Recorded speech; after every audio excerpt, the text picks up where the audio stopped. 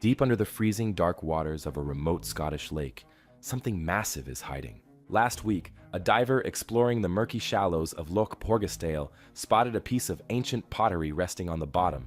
It was perfectly preserved, looking like it had been dropped just yesterday, but when scientists dated the clay, the results shattered a century of accepted British history. This wasn't just a lost pot sitting in the mud. It belonged to a massive, man-made island built more than 5,000 years ago. This type of structure is called a crannog, and it is centuries older than the famous stone circles of Stonehenge. For generations, experts told a very simple story about these artificial islands dotting the Scottish waters. History books confidently claimed they were built in the Iron Age, roughly 2,800 years ago. They were written off as simple, safe farmhouses for nervous local chiefs. That timeline was comfortable, neat, and entirely wrong. The new evidence proves that Stone Age farmers were building massive structures out on the water thousands of years earlier than anyone believed. Building a settlement in the middle of a deep Scottish lake is an absolute nightmare to organize, yet these ancient builders spent staggering amounts of time and effort to do exactly that. They had to chop down entire forests using only stone axes, drag the heavy logs across rough land, and sink them perfectly to create a steady base underwater.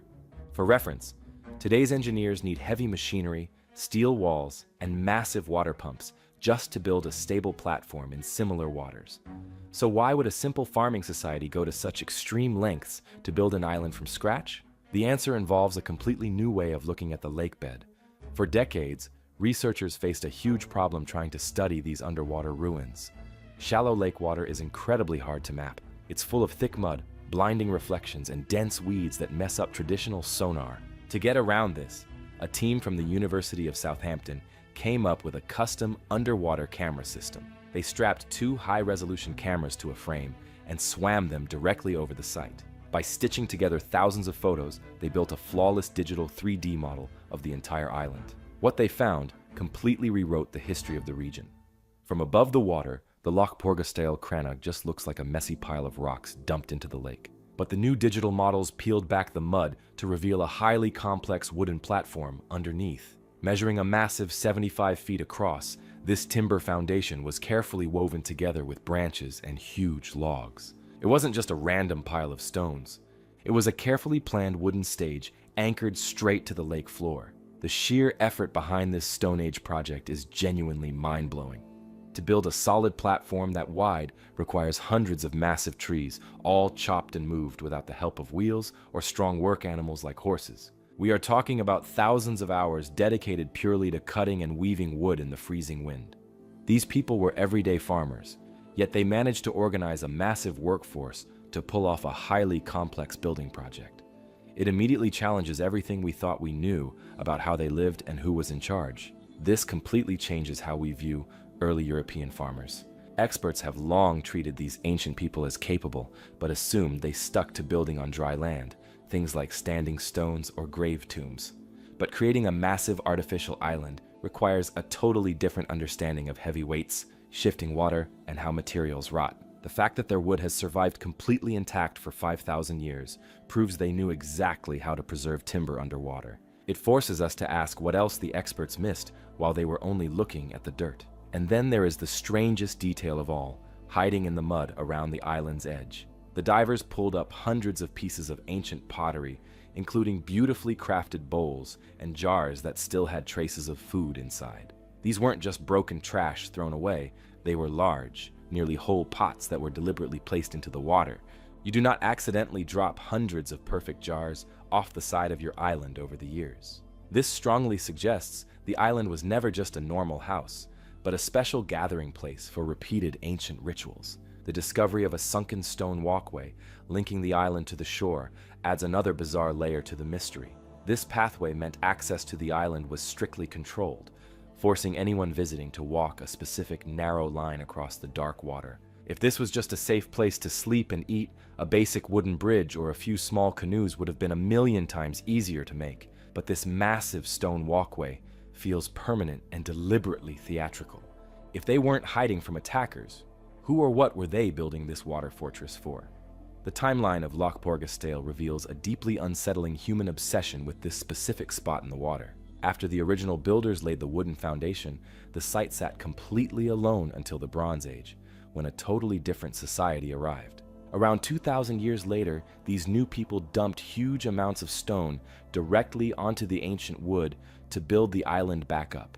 1,000 years after that, Iron Age dwellers returned again to add even more material to the pile. Why did entirely different civilizations, separated by thousands of years, feel an overwhelming urge to keep building on the exact same underwater stage? To figure this out, we have to look at the leading theories.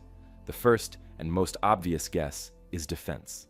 It was an impenetrable fortress. Water is the ultimate natural barrier. If rival tribes or wild predators are roaming the dark Scottish woods, an island gives you a perfect 360-degree view and total security. It's the perfect medieval castle, built thousands of years before the medieval period even existed. But if keeping people out was the goal, why build a massive stone road pointing directly to your front door?